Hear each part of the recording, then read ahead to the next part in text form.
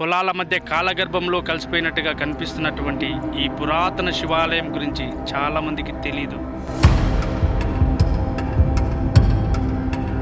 ఇక్కడ అడుగుపెట్టిన ప్రతి ఒక్కరికి ఆధ్యాత్మిక అనుభూతి కలుగుతుంది.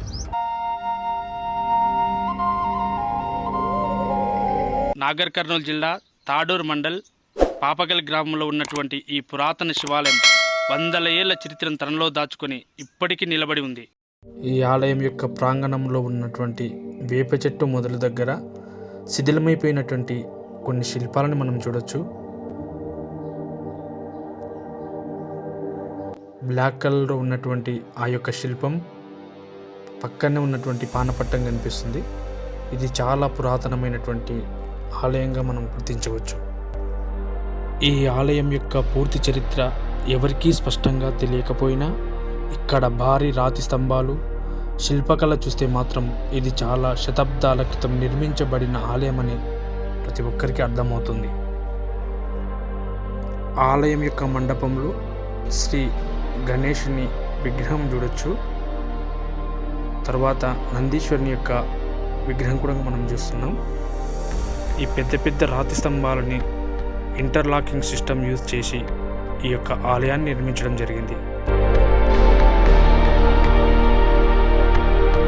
ఆలయం శిథిలమైపోయిన ఈ ఆలయంలో వెలిసినటువంటి శ్రీ సంగమేశ్వర స్వామి యొక్క ఆధ్యాత్మిక శక్తి మాత్రం అలాగే ఉంది.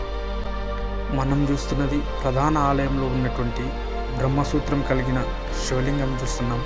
ఈ స్వామివారిని స్థానికులు సంగమేశ్వర ఆలయంగా పిలుస్తారు, సంగమేశ్వర స్వామిగా పిలుస్తారు.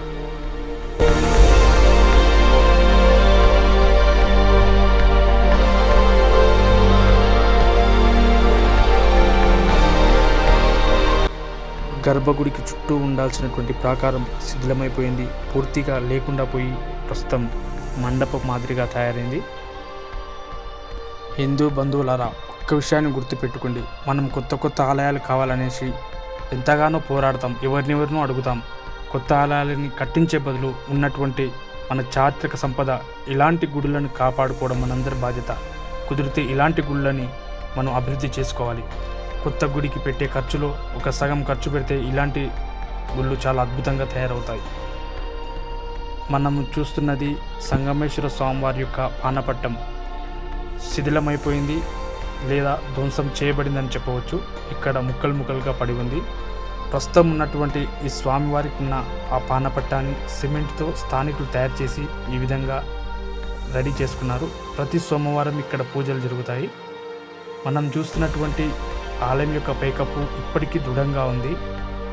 ఈ యొక్క ఆలయాన్ని పునరుద్ధరించి వాడుకలోకి తీసుకొస్తే స్వామివారి యొక్క ఆశీస్సులు ప్రతి ఒక్కరికి ఉంటాయి. ఇంకొక బాధాకరమైన విషయం ఏంటంటే ఈ ఆలయానికి రావడానికి చాలా ఇబ్బంది అయింది.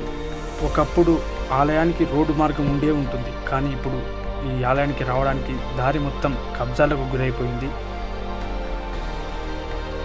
ఒకప్పుడు భక్తులతో కిటకిటలాడినటువంటి ఆలయం, ధూపదీప నైవేద్యాలతో అలంకరించబడినటువంటి ఆలయం ఈనాడు రాకపోకలు లేక పొలాల మధ్య మరుగున పడిపోయిన ఆలయంగా మిగిలిపోతుంది.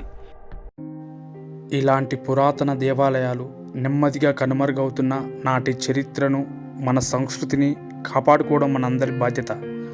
సనాతన ధర్మానికి సంబంధించిన మరుగున పడిన దేవాలయాలు చరిత్రను ప్రపంచానికి తెలియజేయడానికి మా చిన్న ప్రయత్నానికి మీ సపోర్ట్ అవసరం. మన ఛానల్ని ఫస్ట్ టైం చూస్తున్న వాళ్ళు తప్పకుండా సబ్స్క్రైబ్ చేయండి, వీడియోని లైక్ చేయండి, షేర్ చేయండి. ప్రతి ఒక్కరూ కామెంట్ బాక్స్లో హరహర మహాదేవ్ అని కామెంట్ చేయండి.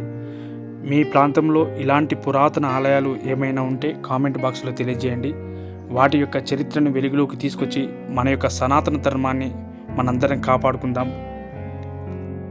మిత్రులారా, మరుగున పడ్డ ఇలాంటి మరిన్ని టెంపుల్స్ని వెలికి తీయడానికి మీ సపోర్ట్ నాకు ఖచ్చితంగా కావాలి. ఫస్ట్ టైం మన ఛానల్ని చూస్తున్న వాళ్ళు ఛానల్ని సబ్స్క్రైబ్ చేసుకొని వీడియోని లైక్ చేయండి, షేర్ చేయండి. ఈ వీడియోని మరింత మంది శివభక్తులకి, హిందూ బంధువులందరికీ పంపిస్తారని ఆశిస్తూ జై శ్రీరామ్.